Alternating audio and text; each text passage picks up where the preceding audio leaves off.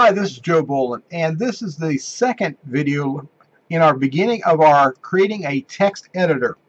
In this particular video, we're going to begin the project from scratch, and we're going to create the first couple of components that are necessary for our form, and we'll learn how to get those up and running. So let's begin by taking once again a look at the end product, which will look very much like Microsoft's Notepad, but it'll be our own text editor. So let's see the one I have running right now up, and you'll see that it's a basic form with a title at the top. It has a menu strip as well as a tool strip, and this is a multi-line text box in here on that. So we basically have three different parts: a menu strip, tool strip, and text box to our Windows main form on that. So let's learn how to create this and get started with creating a new project, and I'll take you slowly through the process of doing just that. So I'm in Visual Studio. I'm at my start page, and I can come up to the file on the menu bar and hit File, New Project, or I can come to the link of the start page and go New Project, and I'll click the link. Now, what we're going to be doing is creating a Visual Basic program, so I want to make certain I'm in Visual Basic. I'm looking at the templates. I'm going to look at a Windows desktop kind of application. I'm going to choose, out of all the different frameworks, the .NET 4 framework. Most people with at least Windows 7 have 3.5 already as part of the operating system. And if you've done any upgrading, the odds are you'll have at least framework 4. Now, if you have newer programs that have been installed, you'll have the higher levels of the framework.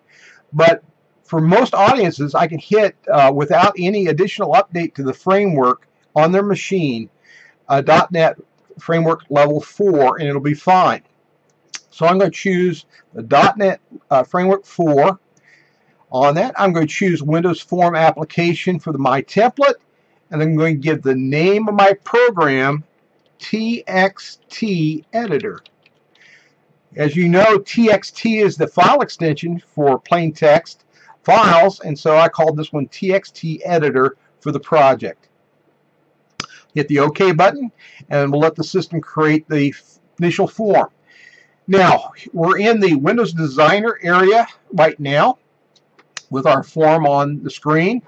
We also have the Solution Explorer on my right side, where I have highlighted the Form 1 representing this particular form, and the properties window down below with the different properties to this form.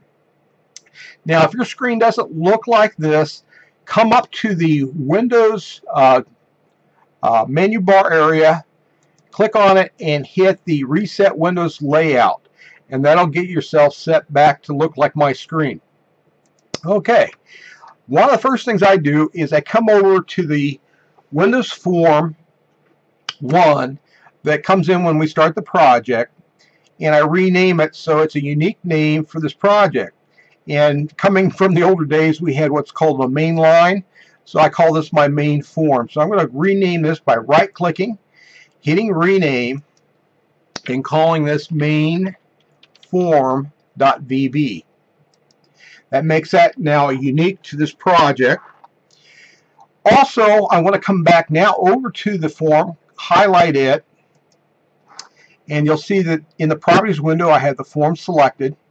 And one of the things I want to do to begin with all my projects is I want to change the default font size and style to what Microsoft recommends. So I'm going to scroll up till I get to the area where it says font.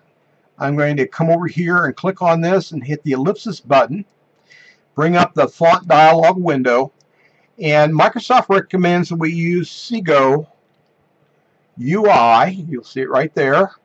We use regular font style, and we default to 9 points for our form.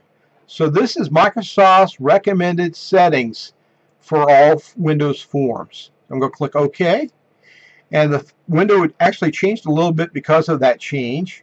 And you'll see also that the font area is darker, meaning that I've changed the settings in the Properties window. The other thing is I want to change the size of my form. I can use the sizing handles on the form and drag it out and back to resize it if I want, or I can be more precise and come down on the properties window and scroll down to where it says size and key in. I can hit the plus button on the left side and I can change the width and height, or I can come up here and real quickly set it by changing it to 640 by 360. So I'll key that in, 640 by 360. And this represents the relationship of a default screen that we're using nowadays, or at least a proportion to it. And you'll see my window now has changed accordingly to the size I've set. So we've got that done at this point in time. And one of the things I want to do after I've got that level done is do some final work. Now the text for this particular form, which is the caption area at the top, right now this says Form 1.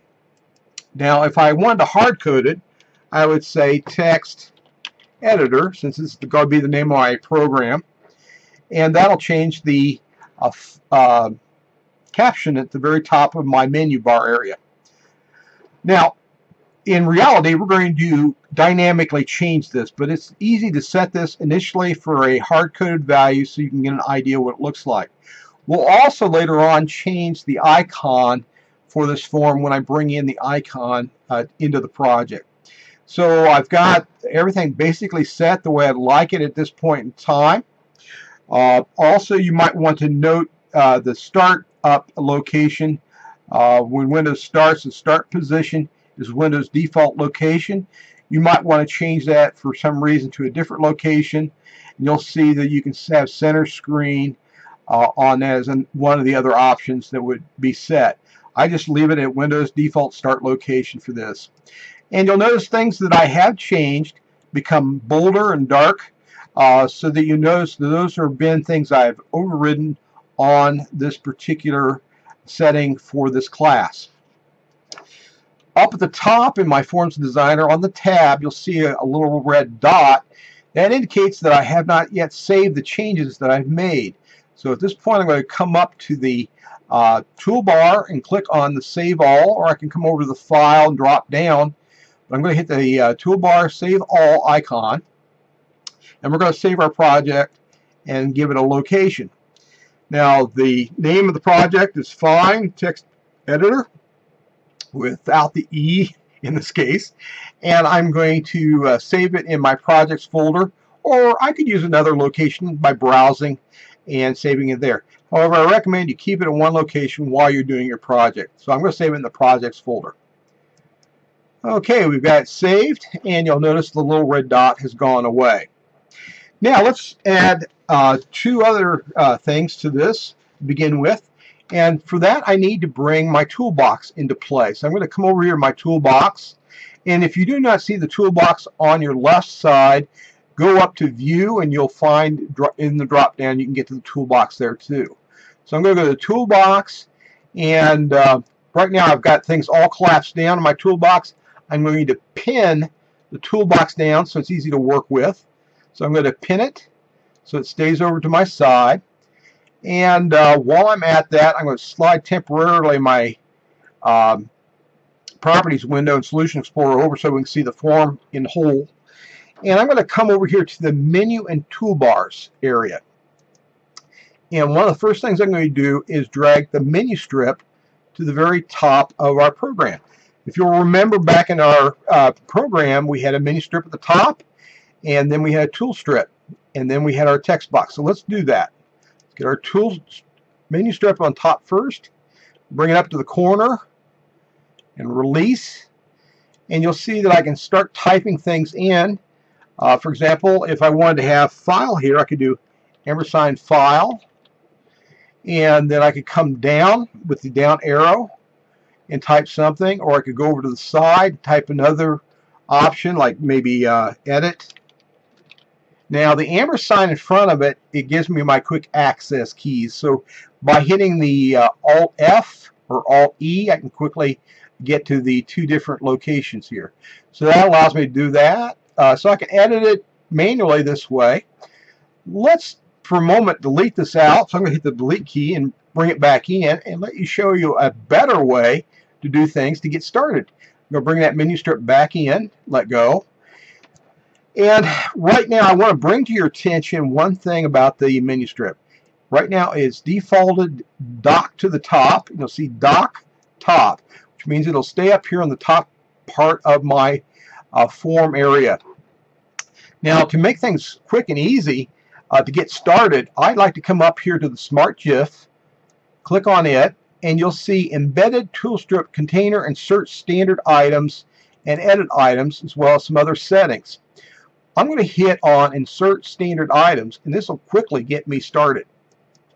And you'll see that now I've got a number of things already set in there ready to go, and we can add and add to that to get us started. That gets us started real quickly on that. Once again, I had the toolbar highlighted. I came up to the Smart GIF at the top and clicked on insert standard items to get that going. We'll come back to this in another video where we add some more to it and take some things out of this particular menu strip. Okay, we've got our first part, our menu strip in. Now let's add our tool strip. So I'm going to come back over to the toolbox, bring it back up right underneath and release. And once again, I've got this where I can edit and add things in by hitting the drop down, or in this case I'm going to come over to its Smart GIF, click on it, and I'm going to also insert standard items to get started very quickly. Now we can add more to this or take away, but this gets us started very quickly with our menu strip and our tool strip. That's pretty nice, and I haven't even done any coding behind the scenes. It's all been done just through the graphical interfaces of dragging, dropping the components on place. Also notice down below I have the tool strip and the menu strip in the components tray area of my Windows form, and I can select on these to jump around if I want to, and come over to the properties window and set whatever I might need to set. Now we're ready for the big part of our program, and that is going up to our common controls and putting in our text box itself. So I'm going to come down to text box, and I'm going to come over here and sort of use the information that's there and sort of set it, and then I'm going to release, and I've got a text box. Well, this is just a basic text box 1. We're going to do a little change here on our text box. I'm going to come up and hit the Smart GIF on the text box, and you'll see one of the options is to check multi-line, and that's exactly what I'm going to do. Now it's a multi-line, and I'm going to re-highlight it, and now I can drag it over and reset it a little bit and size it. Now I'll use a little bit of the help from things, and that looks like a pretty good set right there. I'm going to release, and now I'm going to come and close out. I've got the 3 basic ones on. We'll add some other things later on to the component tray, but right now I've got the 3 main things I want for my form set. So I'm going to close out right now the toolbox. I'm going to hit close, come back, and I'm going to resize my properties area now, and I do have the text box highlighted.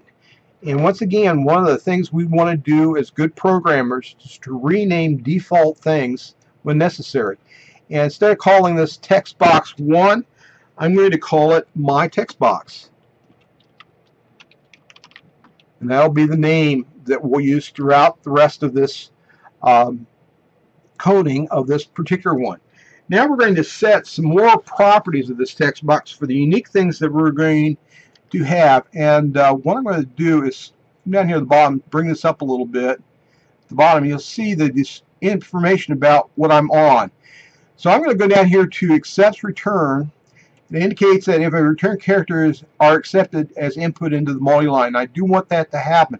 So I can double click on this or hit the drop down and hit true.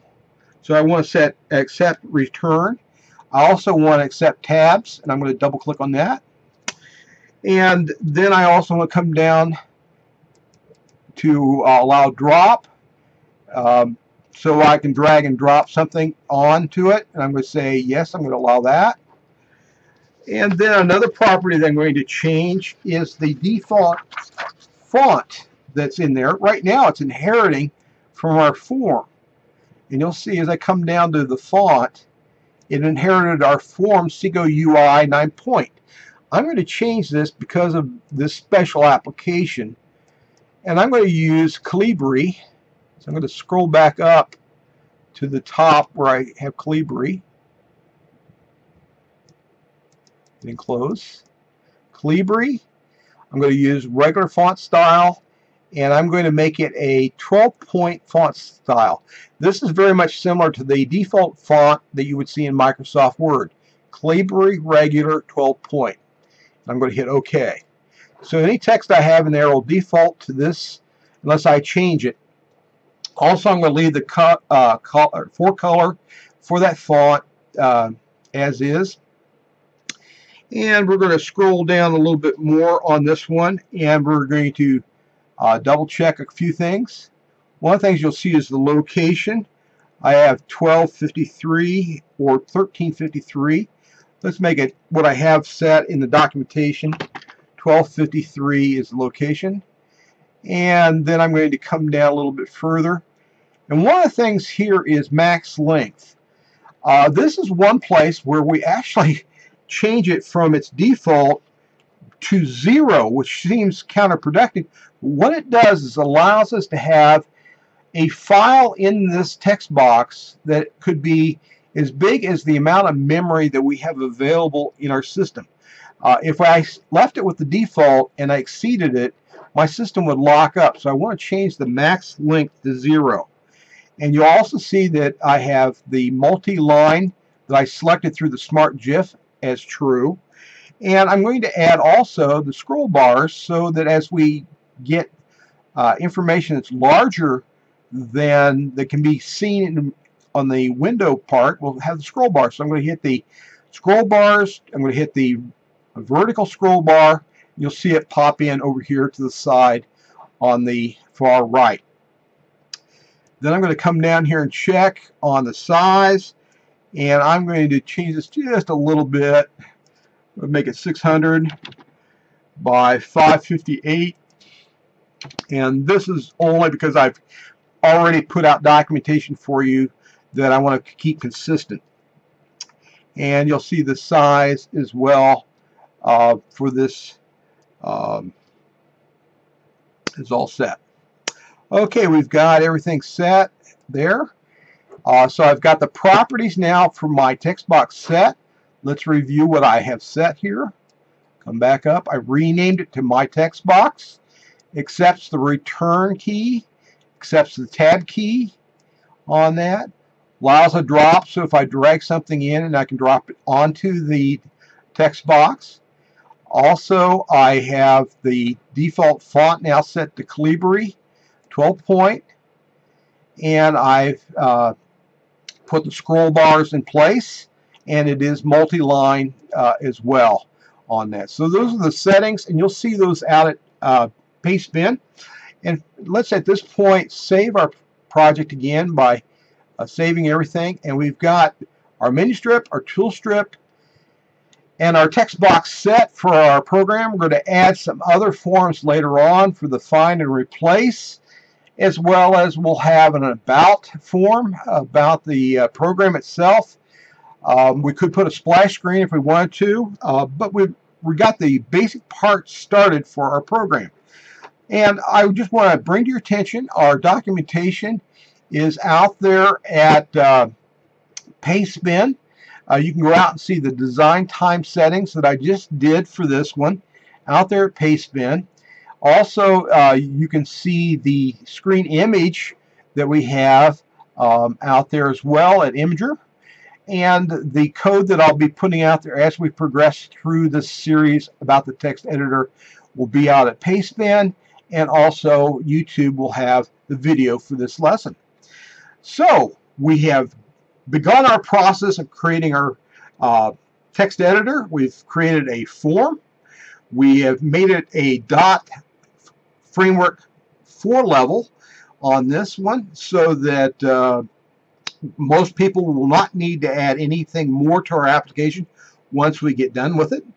And we put in our standards, icons and settings for our menu strip and our tool strip, and we configured our text box to be a multi-line text box and some of the attributes of that text box to get us started.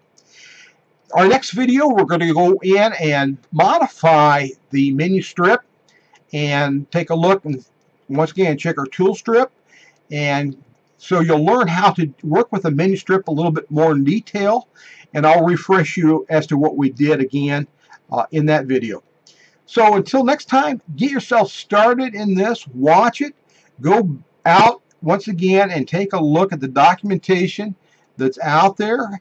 If you need to, stop the video and write this down so you can go out and check the information, and we'll get our hands dirty in the code in the process of getting this project done, and I hope you'll learn a few things new in this project. One thing nice is maybe it's not any better than Microsoft's Notepad, but we've created it ourselves and we've learned how to use the components and classes within Microsoft's Visual Studio to create our own text editor. So until next time, get your hands dirty in the code and take care.